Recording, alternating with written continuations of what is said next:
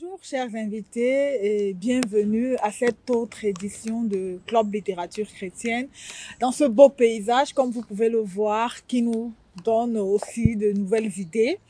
Sinsheim, c'est dans le Baden-Württemberg, non loin de Stuttgart et nous avons le plaisir de vous présenter cette autre édition de CLC qui a lieu toutes les 2 semaines, donc bimensuelle. Et voilà, nous avons l'honneur d'accueillir Madame Sioé, Ingrid Sioé. Bonsoir et bienvenue. Bonsoir Yolène. Comment est-ce que tu vas? Je vais très bien par la grâce de Dieu. Ah voilà, il faut signaler que nous nous connaissons, hein, c'est pourquoi voilà, on peut se tutoyer. Effectivement, raison pour laquelle je dis Yolène. Ah, merci. Alors, qui est Ingrid? Parle-nous un peu de toi. Oui, je suis Ingrid Ngounou-Sioé. Je suis mariée, maman d'un petit garçon de 1 an. J'ai étudié communication d'entreprise et j'ai terminé mes études en 2016. Donc, c'est un peu ça, en gros, sur moi. Alors, il faut mentionner que les études, c'était ici en Allemagne ou bien? Oui, effectivement, j'ai étudié dans la ville de Augsbourg, c'est dans le Bayern. Et c'est dans cette ville que j'ai fini avec mes études en 2016, comme je l'ai dit. D'accord. Alors, le livre que tu as choisi de présenter à nos internautes aujourd'hui est intitulé Pensée révolutionnaire sur la prière. Alors, il faut le dire, chers téléspectateurs, vous pouvez le voir au bas de la page. Et aussi, vous avez la possibilité de nous envoyer vos questions, vos messages, vos corrections. Et nous pourrons vous répondre. Également, n'oubliez pas de souscrire à notre page YouTube, de vous abonner afin de recevoir des notifications au cours de nouvelles éditions. Oui, Ingrid, Pensée révolutionnaire sur la prière. Pourquoi le choix de ce livre? Premièrement, merci déjà pour la question, Yolène. En fait, Pensée révolutionnaire sur la prière, c'est un choix pour la petite histoire. Ayant lu le chemin de la prière victorieuse, qui est également un livre du professeur Zacharias Staniformum, et ayant lu ce livre, ayant vu comment le professeur Zacharias parlait des expériences avec les frères qu'ils ont eues sur la prière, comment ils combattaient, j'ai eu une faim. En fait, ce livre a produit en moi une faim sur la prière et je voulais en savoir plus. Je voulais en savoir davantage sur la prière. Et je me disais, ok, je priais juste, si je peux le dire ainsi, lorsque j'ai donné ma vie au Seigneur, je priais juste comme par obéissance. C'était juste comme une formalité pour moi. Et je recherchais quelque chose qui devait booster ma vie de prière, qui devait révolutionner ma vie de prière. Et lorsque je suis entrée en contact avec ce livre, rien que le titre, comme cela le dit, révolutionnaire, pensée révolutionnaire sur la prière, je me suis dit, c'est le livre qu'il me faut. Et c'est la raison pour laquelle je présente ce livre aujourd'hui, parce que ce livre a effectivement révolutionné ma vie de prière. Ah, très intéressant. Alors, Pensée révolutionnaire sur la prière. Pour ceux-là qui nous regardent, qui nous suivent et qui ne l'ont jamais lu, ils se font certainement des idées sur le contenu du livre. Qu'est-ce que tu peux leur dire de manière générale, en gros? C'est quoi Pensée révolutionnaire sur la prière? En fait, le livre Pensée révolutionnaire sur la prière, ce sont en fait des pensées comme le titre l'indique.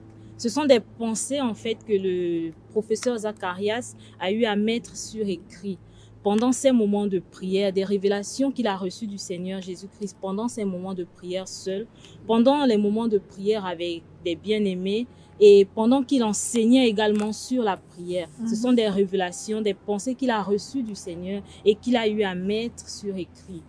Et l'autre chose qu'il faut signaler également, c'est que ces pensées ont été écrites lors des différents voyages que le professeur Zacharias a eu à effectuer entre 1990 et 2000. Donc, durant cette période, donc entre 1990 et 2000, il a eu à effectuer différents voyages comme au Gabon, à Abidjan, au Mali, bref, dans différents pays et également à l'intérieur du Cameroun. Donc, c'est durant ces différents voyages qu'il a eu à écrire ses pensées, ses révélations qu'il a reçues du Seigneur. Il les a mis par écrit. Donc, c'est le contenu de ce livre. D'accord. Et pendant que toi, tu le lisais, qu'est-ce qui, toi, t'a marqué? Qu'est-ce qui a pu transformer ta vie de prière, pour ainsi dire? Qu'est-ce qui a apporté un plus dans ta marche avec le Seigneur? Quel est le changement que cela t'a apporté? Oui, merci encore pour la question, Yolène. En fait, comme je l'ai dit au départ, lorsque j'ai donné ma vie au Seigneur, je priais juste par obéissance. Parce que, ok, on m'a dit, un chrétien doit prier. La prière fait partie de la vie du chrétien. Exactement. Et donc, c'était juste pour remplir une formalité. Mais je ne ressentais pas dans mon cœur la présence du Seigneur. Je n'avais pas cette intimité. Et lorsque j'ai commencé à lire ce livre, si tu me le permets, je vais lire un extrait qui a boosté en fait, que je continue. Le premier but, donc c'est dans le livre, comme vous le voyez, Les pensées révolutionnaires sur la prière à la page 248. Le premier but de la prière est de donner à Dieu l'opportunité de jouir de nous. Dieu prend plaisir au Christ en nous. En fait, cet extrait ou cette pensée du professeur Zacharias a boosté quelque chose en moi. Et je me suis dit, mais je n'ai pas cette intimité. Est-ce que je laisse le Seigneur jouir de moi lorsque je prie? Ou est-ce que je vais juste parce que je devais donner des comptes rendus à mon faiseur de disciples? Est-ce que j'allais juste parce que je voulais soulager ma conscience et me dire, j'ai prié et je soulage juste ma conscience? Mais lorsque j'ai lu cette pensée, cette révélation du professeur Zacharias, je me suis dit, waouh, le Seigneur doit jouir de moi. La prière doit être un moment de jouissance entre le Seigneur et moi, un moment d'intimité. Et cette phrase m'a emmené, cette pensée m'a emmené à révolutionner ma vie de prière. Et au travers de ce livre, j'ai appris également que pour prier, il faut être qualifié. Je ne peux juste pas me lever et aller prier. J'ai besoin d'une qualification pour pouvoir prier. Également, au travers de ce livre, comme je l'ai dit tout à l'heure, j'ai appris à passer de 15 minutes, 30 minutes à 3 heures de prière. Et ces 3 heures, j'allais parfois jusqu'à 5 heures de prière par jour. Et ça, c'était, je pense, 9 mois après ma conversion. Et ces 3 heures, ces 5 heures de temps que je passais dans la prière, c'était pour moi comme si je passais 10 minutes, 15 minutes, parce que je languissais tellement à cette intimité, je languissais tellement à cette jouissance. J'avais tellement envie que le Seigneur puisse jouir de moi. Et donc, pour moi, c'était juste, à partir de cela, pour moi, c'était juste la prière ou rien. Tout ce qui n'était pas porté dans la prière, pour moi, ce n'était juste rien. La prière ou rien. Oui, tu as dit quelque chose qui m'a un peu marqué et interpellé. Oui, tu as parlé du fait d'être qualifié à prier. Cela signifie que on peut soit être de la même manière que l'on est qualifié à prier, on peut aussi être disqualifié au point où Dieu ne pourrait nous écouter ou nous exaucer. Comment est-ce que tu peux nous expliquer cela encore plus profondément? Oui, avant de répondre directement à ta question, Yolène, j'aimerais en fait premièrement dire que pour moi d'abord, la prière, en fait, c'est ce commandement du Seigneur auquel nous devons nous soumettre avec discipline et rigueur. Et le Seigneur Jésus-Christ lui-même nous a montré l'exemple pendant comment il priait de manière permanente. Et le secret pour une vie chrétienne victorieuse, c'est la prière. Et comme tu l'as dit tout à l'heure, on peut être qualifié et disqualifié pour la prière. Nous pouvons lire dans la parole du Seigneur, dans le livre de Jean chapitre 9 au verset 31, que le Seigneur n'exauce pas les pécheurs, mais ceux-là qui l'honorent, qui effectivement, si ma vie n'est pas agréable aux yeux du Seigneur, si je n'ai pas une vie qui plaît au Seigneur, il ne peut pas m'exaucer parce que le Seigneur est juste et il est fidèle. Il ne peut pas se contredire dans sa parole. S'il dit dans sa parole qu'il n'exauce pas les pécheurs, si dans ma vie j'ai un péché, peu importe le péché, aussi moindre qu'il soit, le Seigneur ne peut pas m'exaucer. Et la seconde chose que je dirais également, je dois me rassurer que lorsque je vais dans la présence du Seigneur, je vais également me présenter devant le Seigneur, comme je disais au début, avec ce languissement. Je ne vais pas parce que, Seigneur, j'ai besoin juste que toi, tu fasses quelque chose pour moi. Mais je veux également t'écouter. Je veux que tu jouisses pleinement de moi. Donc, ce sont les différentes expériences que j'ai eues. Et si vous me le permettez, je vais encore ajouter, c'est au travers de ce livre que j'ai appris à avoir des nuits de prière seule, à faire des croisades de prière seule.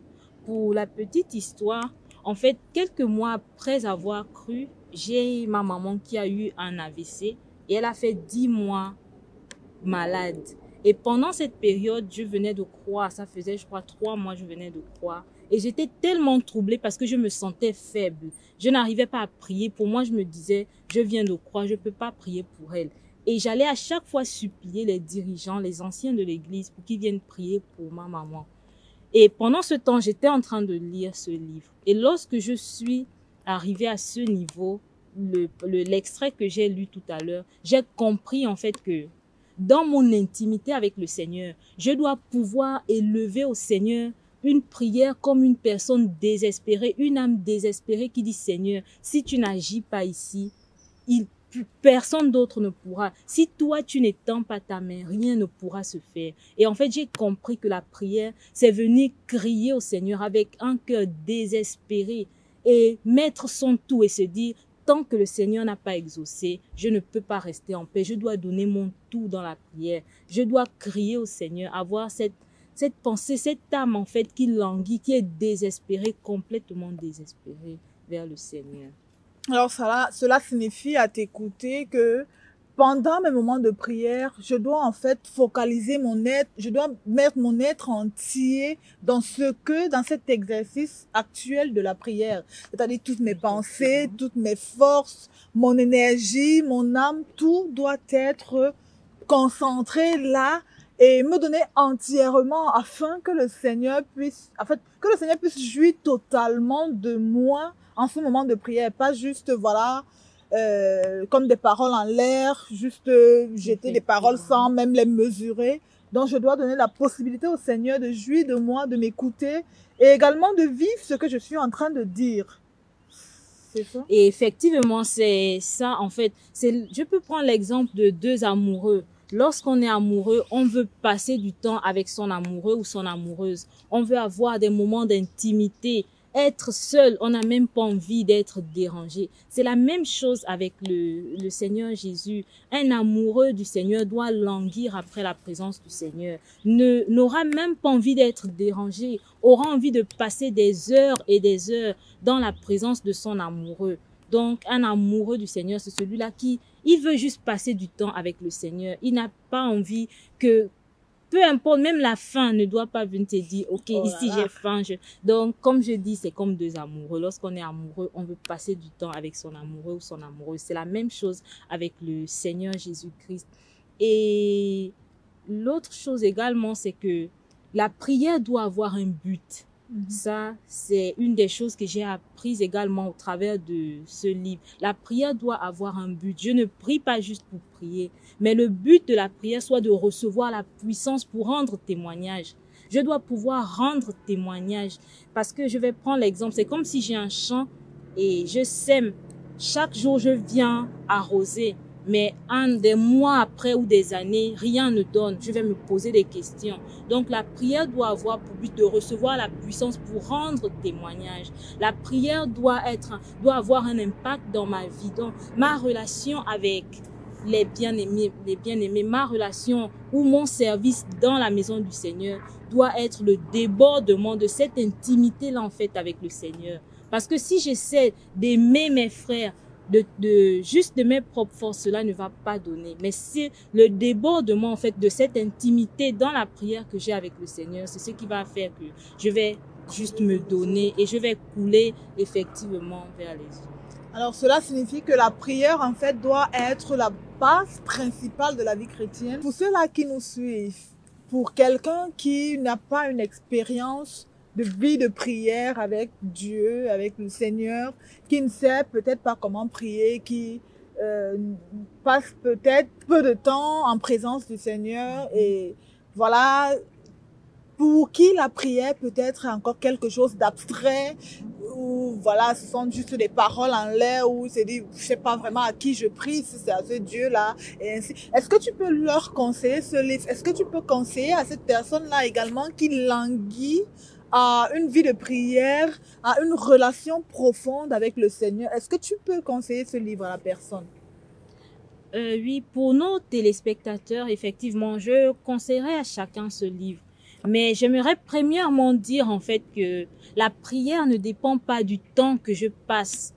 Il ne s'agit pas de passer 5 heures de temps dans la prière. Il ne s'agit pas de passer 1 heure de temps. Mais le plus important, c'est la profondeur de cette intimité, la profondeur de cet échange entre le Seigneur et moi. Est-ce que je veux que le Seigneur puisse jouir de moi? Donc, je conseille aux téléspectateurs vivement de lire ce livre. Au travers de ce livre, tu sauras, est-ce que tu es qualifié pour pouvoir prier? Comment être qualifié? C'est quoi la prière? Comment prier? Comment intercéder? Comment commencer une croisade de prière ou une nuit de prière? Donc, je conseillerais à chacun de vivement lire ce livre. Merci Ingrid, vraiment merci, ce fut un immense plaisir de t'avoir et vraiment c'était très enrichissant.